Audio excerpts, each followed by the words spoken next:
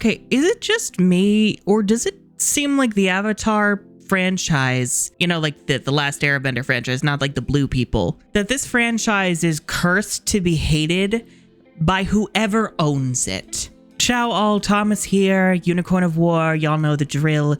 We're here to talk about the leaks. Yeah, so if you don't know, basically Avatar The Last Airbender, you know, beloved animated series of our generation and the youngins, since it had that second boom on Netflix during the pandemic. Yeah, it was gonna have a movie, like a whole ass movie following Avatar Aang and the crew, now all grown up. It was one of the many projects helmed by Avatar Studios, you know, like the little studio that was going to do a bunch of supplemental Avatar movies and the new Seven Haven show. But it's kind of just been crickets on a lot of those things. We've gotten like sparse updates about a few of these things, but it just kind of seems like they've been banished to the Shadow Realm. Oh, very well. Since it is a special day, I will show mercy. You are banished. Leave this palace immediately. And now the internet is abuzz because the Avatar movie, the Aang movie, got leaked. Paramount is apparently hunting whoever the fuck leaked it from within. I don't know the details of it myself, but you know, And now everyone is kind of losing their minds, arguing about whether the leak was justified or not, talking about the ethics of leaking media ahead of time and like what that means for the artists and the people who worked on the film versus whether or not we want to line the pockets of these evil corporations that, you know, support, you know, genocide and authoritarian regimes, especially given this is a franchise that, you know, specifically tackles themes of genocide. I'm just saying. But I kind of want to give my 2 cents on the whole situation just because, like, you know, it's infesting my brain and I just want to yell into the void. For the sake of those who don't want to be spoiled and would rather just wait for an official release, however long that takes, God help you. I will not be talking about the plot of the movie. I will not be telling you any spoilers within the movie.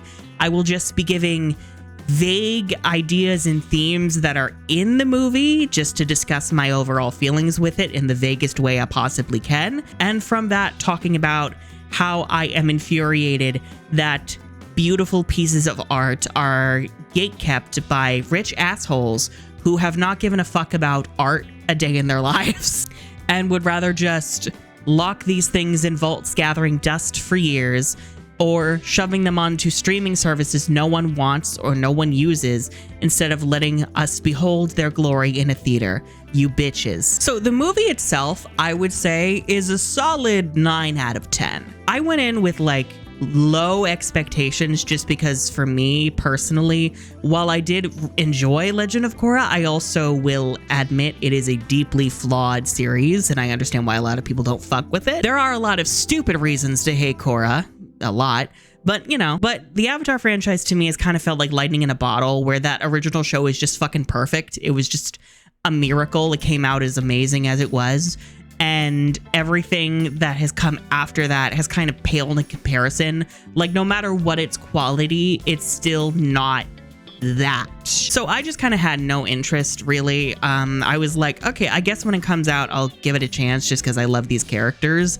But I'm not going to be on bated breath for it. So when I did actually like see the movie, I was kind of taken aback with how emotionally invested I was. I really enjoyed my experience watching it. It felt magical, honestly. It took me back to seeing Avatar for like the first time, just being in awe of the grandeur I was witnessing, especially with the animation. Bitch, this movie is fucking gorgeous, especially the fight scenes. Holy shit. Like, Korra fight scenes tend to be a lot more fast-paced, but they also have a lot more modern styles of fighting.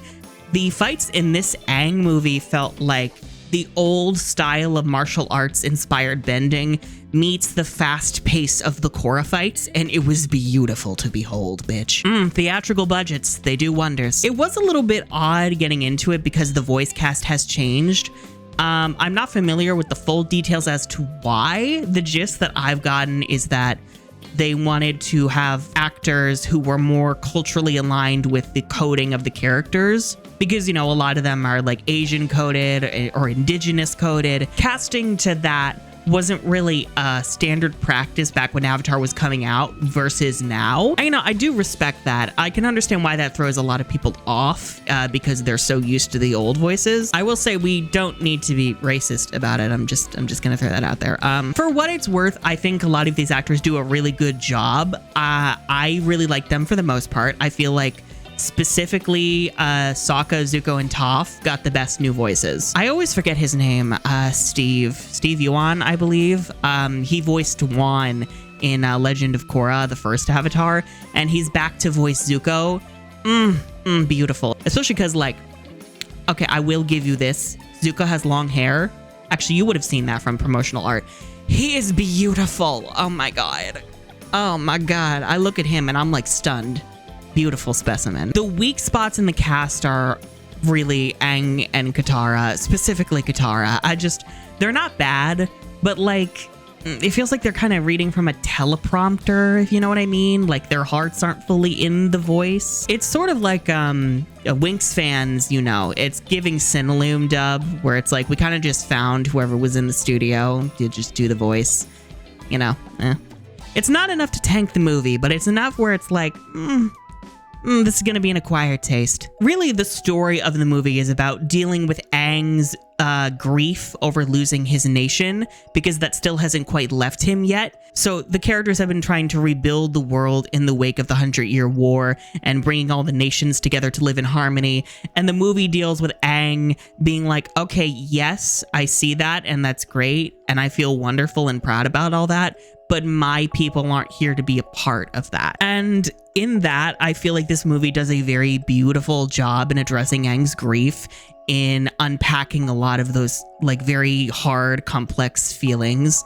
and how he's supposed to balance wanting his nation back against being the Avatar and having to be there for all of the people who are still here. And a lot of the themes in the movie I feel are very timely as well. It's gonna be hard not to spoil this shit, really, but it's like, if you know, you know. I kept thinking about the parallels, specifically with Zionism going on. If you know, you know, where it is this feeling of my people have seen great atrocity, my people have been hurt beyond repair, and so now we will have our vengeance and we will make everyone else hurt because our people are better than everyone else because we have suffered like none of you have suffered. And I think the movie did a really beautiful job at having Aang tackle that kind of ideology head on and be like, no, like the thing that made us special, it wasn't our bending. It's not us getting like revenge on the world for what happened to us. It is about standing for the values of our people that we have lost. And those being like harmony and peace and peacekeeping. I don't know. It's just, our world is just such a fucking dumpster fire right now. And it feels nice to have Avatar kind of shining a ray of hope and light in this. It's just also kind of wild seeing how many people watched Avatar growing up and also see this movie and don't connect it to real world issues. I'm like, yeah, I'm sorry, wait. You saw the Fire Nation and you saw us children taking down an evil imperialist empire, and you're an imperialist? You're a fascist, bitch? What do you mean? Like, what do you mean? So in that regard, I think thematically the movie is a really great epilogue to the original series. I also really liked some stuff that they added to the world. I think they actually added a lot of room for further exploration in other projects. I will just say this makes it so that the world, it feels like there's so much more to it than we initially thought. And not in like a way where Korra tried to expand the world building needlessly and fucked a lot of shit up, glaring at you light and dark spirits. I mean like in ways that are genuinely interesting. And it just, there were so many scenes where like the animation was beautiful, the character interactions were on point, the music was gorgeous. So many points, I just kept screaming at the sky, why the fuck was this not in theaters? I would go see this several times, okay? Okay, we'll get there. One issue I had with the movie, though, is that, like, if you're not Aang, you kind of don't really get a lot to do in this movie. Like, the rest of Team Avatar is there, but they don't really have any major arcs or stories going on. They're just kind of there for the ride, which I do understand it's a movie. We only have so much room to tell a story, and we're prioritizing Aang as the main character, which, you know, we should do. We should do that. But it also feels kind of like a shame. It makes the Team Avatar reunion kind of feel a little underwhelming, because I was really hoping for there to be like a bigger, more ceremonious reunion when all the characters finally linked back up after however long it's been since the end of the show or the comics or whatever the fuck. And there really wasn't. The characters still get great moments and great fight scenes. It's just they don't really have other subplots of their own, which, like, it's not a death knell for the movie, but it's something you notice, especially if you stan the other characters who aren't Aang. And like, if you're a minor character, you can just basically forget about getting anything other than a cameo, which that's also not really an issue. I would rather we focus on the main plot we have now instead of like all the fucking bloated fan service. I thought for what we had, it worked, but I can also understand why people might be a little bit bitter if they really stan some of those other characters, specifically the Suki stans. I'm sorry, you'll keep catching those L's. As an Asami stan, I feel you. Ooh, actually, the villains. Oh, the villains made me, as an Asami stan, pissed off. I can't explain why without getting spoilery, but if you know, you know why. So the movie on the whole is really great. Oh God, how did Paramount fumble this? So the gist of the situation that I understand is that Paramount initially was going to release this in theaters, but then changed their mind.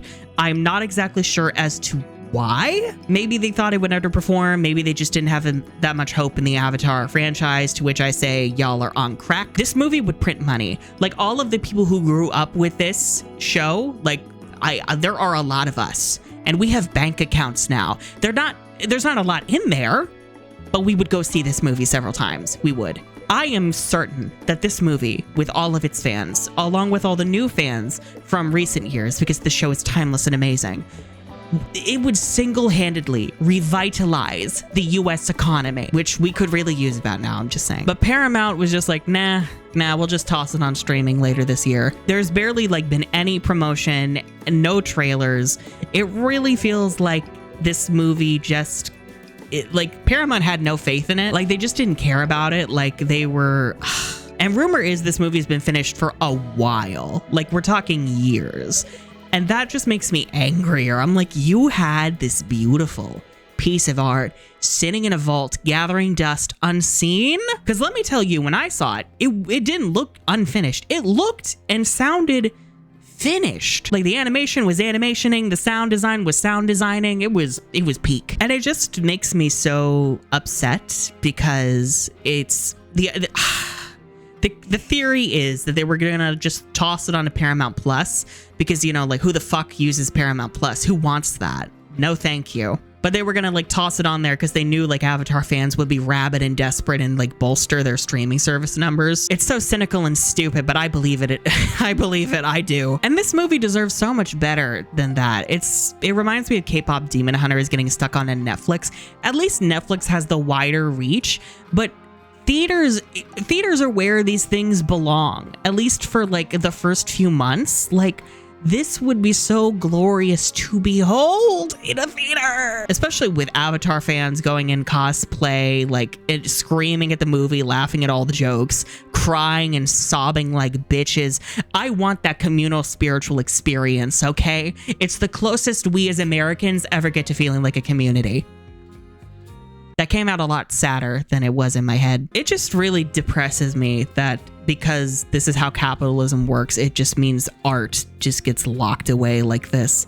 And I can also understand why the artists are really upset about the movie being leaked the way it is, because it further tarnishes the movie. Like, you can make an argument that it's a sort of Robin Hood situation where it's like, you're not going to let the masses see this, so we're going to like bring it to them. I also understand that because, you know, there's companies like Warner that would just throw their movies into like a big garbage fire and just erase them from existence before they even release them, or if they're on streaming, they'll just get rid of them and use those as like a tax write-off. And I can understand from that perspective maybe being worried about that happening to this movie. I don't think it would. Am I really gonna say that when it's Paramount, when it's any fucking company? Of course. The point is, like, I understand why the artists are very upset about the leaks. I get it. I don't condone them, just like I don't condone violence, but I can understand it. I don't know. I'm so tired of just this whole system of art, like only being able to be produced because you have to have the patronage of these giant fucking studios, like acting as the gatekeepers. I'm so tired of it. Like even with the indie system, like it's still basically the same system except like shrunken down. It's just, I hate the profit motive. I hate the need to turn a profit with art because like it has to do that. Otherwise it won't exist. Like I hate it so bad, especially because this franchise just can't seem to catch a fucking break. Like this franchise is so beloved and it could be a fucking even bigger juggernaut. It just seems like for whatever reason, Nickelodeon and now Paramount fucking have always hated this goddamn franchise. Like I remember when Legend of Korra was coming out, they would always pick the worst time slots for it. Their executive meddling is the reason why the seasons are as disconnected and jarring as they are. I mean, the writing is still dog shit because of like really bad writing choices and also because Brian and Mike don't know politics and still insist on writing about politics. But like Nickelodeon wasn't helping, especially like when leaks happened with book 3. Y'all remember when book 3 of Korra got leaked in Spanish? And so Nickelodeon just rushed it out in like the summer, like just sending it to its fucking ratings death and then like shoving it and book 4 onto their website for online only releases. Like, mind you, this was before streaming was really a big thing. So like people weren't going online to watch their shows, especially not fucking Nickelodeon.com. Are you fucking kidding me? It just feels like this franchise is hated by the people that own it. And I have to wonder if part of the reason why, I guess there could be a few reasons. Maybe it's not that deep, but like, you know, I'm a bitch who loves things being that deep. I always say, bitch, is anything that deep or is your world just a puddle? But like maybe it's because the Avatar movie is 2D and the executives are really out of touch and they think animation is only for kids and kids are only going to want to see like Coco Melon in like 3D with really hyper saturated colors. Maybe it's because they see the dark themes and they're like, that's a bit too mature. That's a bit too real. I don't know. It reminds me of stories of Brian and Mike like pitching the show to Nickelodeon in the first place. And they had a huge series Bible with the whole story, the characters, the world building, the locations. And the executives were like, we greenlit you like already. We were already sold. And now you keep throwing other shit at us. We're like, we don't care. We're executives. Do we look like we care about storytelling? And then I also remember horror stories where like they nearly didn't get book 3 of Avatar. Like, can you imagine if Avatar The Last Airbender ended with just book 2, Azula killing Aang and Aang barely surviving, the Earth Kingdom falling, Zuko's betrayal, Iroh's disappointment? If that's where the show ended because executives decided we don't want to give this money anymore because we don't think it's worth the return on investment, oh my fucking god, I would fucking crash out. I would crash out like avatars when they crash out in the Avatar state. Yep. So my thesis is end capitalism and free art. Yeah, that's it basically. Yeah. Also, when the Avatar movie does come out, I understand if people like won't want to stream it or like won't want to go see it in theaters because they don't want to support Paramount being a shitty company. I completely understand that. The artists, from my understanding, have already gotten paid. I assume not that well because, you know, that's how it works. You got to shortchange labor to make a profit. Fuck the system. But like, you know, I can't condone it, but I also can't stop you. Anyway, I'm gonna go make dinner. Bye.